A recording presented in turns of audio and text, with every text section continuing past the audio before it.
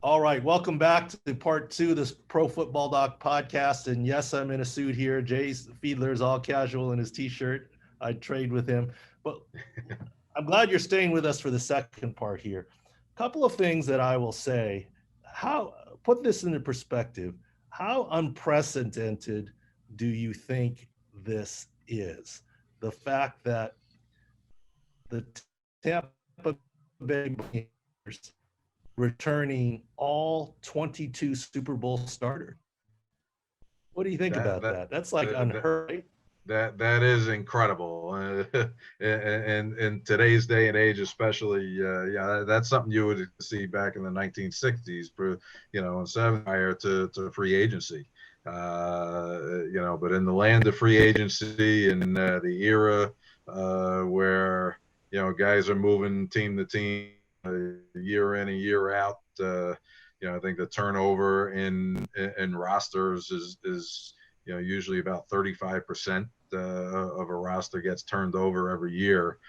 So for a team to get all 22 guys coming back, and especially a team that just won the Super Bowl, you'd have to figure that there would be a few guys that would be pretty high on the free agency list. But Tampa's done a nice job of keeping their cap manageable and being able to sign back those guys that came up this year.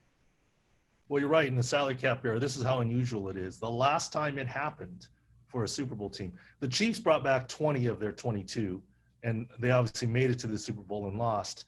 And now they have more turnover on the offensive line. But the last time it happened to a Super Bowl team, and it doesn't happen very often to a non-Super Bowl team. Right. Look, if you're winning, as you say, you're still a third of the team turns over typically, and if you're losing, it could be 2/3 of the team that turns over, right? The not for long is what 3.3 years is the average length Yep. of a career. But the last time it happened in the NFL was 1978-79 with the Steelers.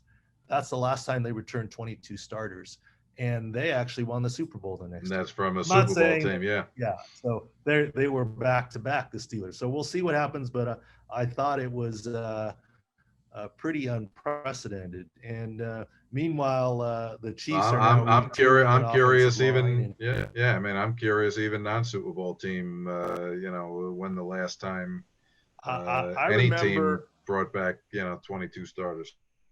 I recall just off of the last time it was poised to happen. It didn't happen.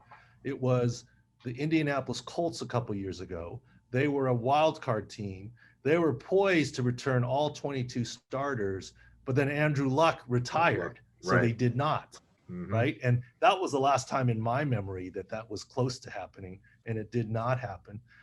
Meanwhile, the Chiefs retooling and Patrick Mahomes will be fine by the season, but it's a close timeline. He's still in a boot after his turf toe surgery. So that is another injury to watch. Quite honestly, I'm more concerned about Patrick Mahomes' toe than Tom Brady's knee scope. I mean, both, you want to keep an eye on, but Brady's going to be ready for the opener. Certainly. Mahomes should be ready for the opener, but it isn't a lock that he is. So we'll see.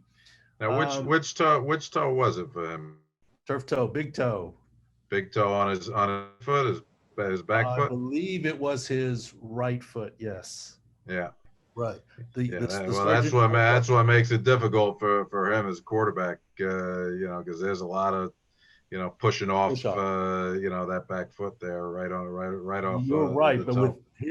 but with his rubber arm, it probably didn't. You probably didn't even notice it, right? True. I mean, he's pretty unbelievable there. He could So probably another throw a thing. club feet, no problem. Oh yeah, yeah, exactly. From his knees, right? I mean, he could throw the Yeah. ball. What was the picture of the Super Bowl? He was literally Superman style, horizontal, the ball below his head and his feet above the ball, and he still threw the ball into the end zone, a catchable ball that Yep. was not caught. I mean, amazing. Yeah, incredible arm talent, no doubt. How do you feel about 17 weeks if you were still playing? Uh, that to me, I don't think that's a big change. I know they were talking about 18 or even 20, in the past. I know the biggest issue is the fact that they're cutting down, the preseason, and for the veteran guys, that's great. They hardly the preseason at all, but for rookies, for free agents, those marginal guys that are trying to make the team, that's a lot less chances for them to prove themselves and show what they could do to make a spot on the roster. No question, especially with to date still Zoom OTAs, right? I mean, you're trying Absolutely. to make a roster. You're a young guy. You need those reps in the OTAs and so forth. But I've always said, do an 18-game regular season with 2 buys, one at the first half, one in the second half of the season. You'd make the revenue up with the extra TV week. There's too many games to watch in the early set of games Sunday. You pair the bye coming off of Thursday to play Thursday night for the short week issue. You could have Wednesday night games. But I really think that Pro Football Talk is onto something here. They're probably saving the 2-bye scenario when it's an 18-game, 20-week season, right? That they're probably saving it for that, and it's only a matter of time before they get to that. Well, I imagine it's coming sometime in the future. The popularity of football. I don't think they have to worry about infringing on other sports schedules and time frames. The way your rights is going now, and everything's probably starting to move to streaming and all that. You don't have to worry about the TV schedule anymore.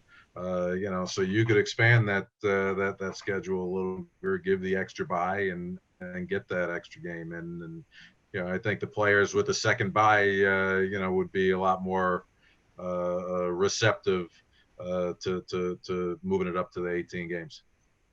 Yeah, that'll be good. And have you gotten a vaccine? Would you get a vaccine if you were playing? Surely. I just got my second shot a few days ago. Yep. I didn't realize you were that old. No, just joking. You're in New York. It's open to everyone in New York now. Pretty much. I'm just joking with you there. I think that there's going to be a good number of professional athletes that will not take the vaccine, and that's their choice. I mean, here's why I say this. Back in the day when I was with the Chargers, the flu vaccine came out, the quote regular flu vaccine. And we would get it for players and the coaches, and we would actively have to campaign to get players to take it. Right. And we never got anywhere near 100% participation, probably only 80% at best. And literally the other doctors, myself and the trainers would do it out in the open as an example. Yeah, I'm taking it. You should take this flu vaccine. And yet there were still some guys that didn't want to do it. And it was their choice. We couldn't force them, but we strongly encouraged them. I mean, first pass, only half the guys would do it. And by the time we, try to encourage them, maybe we get up to 80%. But I think it's going to be 2/3, 1/3 here ultimately. And it's going to be an interesting thing in the league, because the league is saying that because they can't force players to take the vaccine, but they can dangle the carrot. And the carrot is, well, look, they could still sorry. Go ahead. I said, they could still have quarantine rules in place. So, if you don't take the vaccine, you're susceptible to being quarantined and sit out, and whether they, whether they're able to even do that, possibly and take pay away if, you get sick and can't, be available for a game or something like that. I doubt that would fly with the Players Association, but certainly there are ways of penalizing a player with a forced quarantine. Even with pay, guys want to be out there. So it's a different situation than the flu. The flu,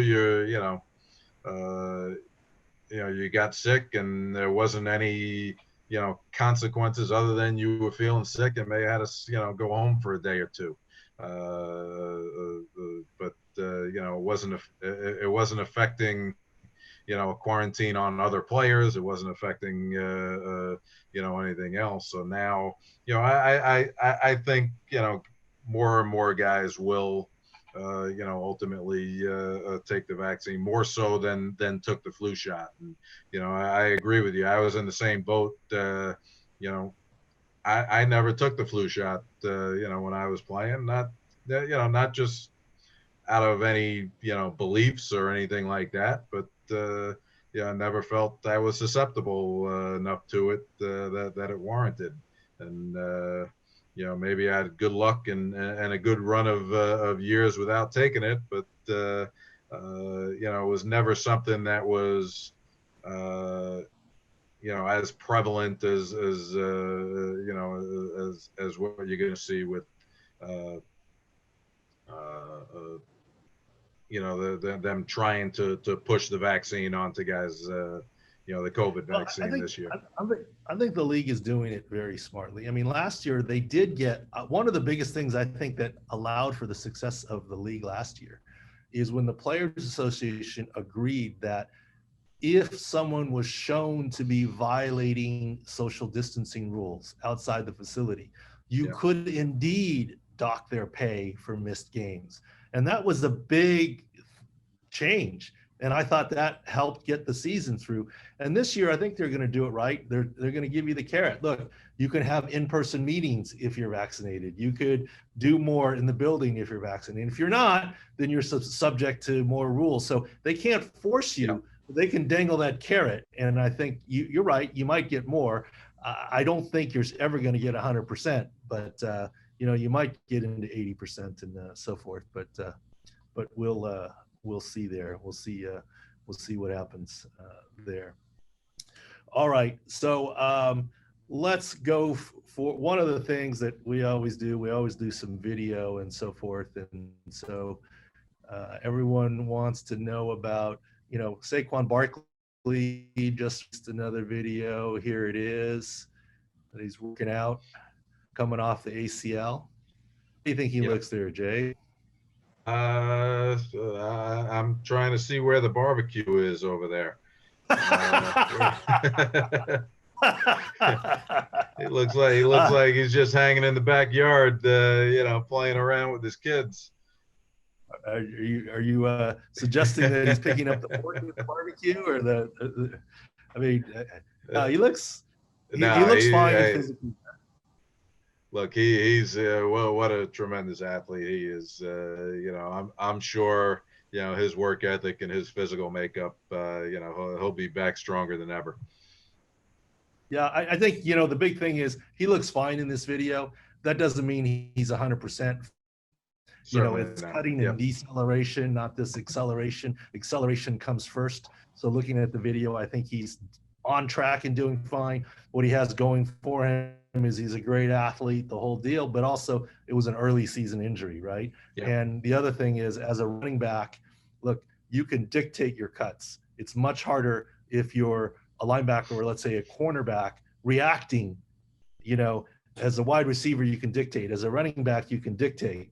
And as a defensive player, somewhat, running backs are a little bit reactive too.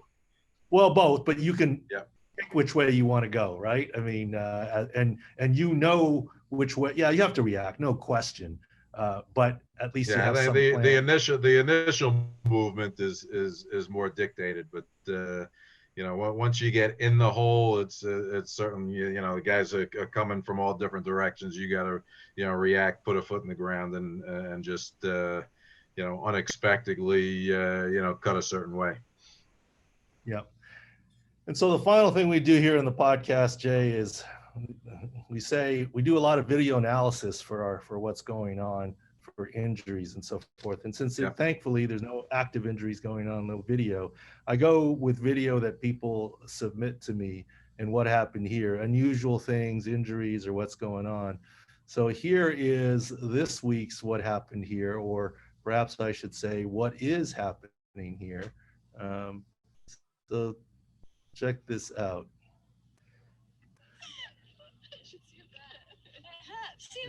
See her elbow? Ooh, it's bending the wrong way, isn't it?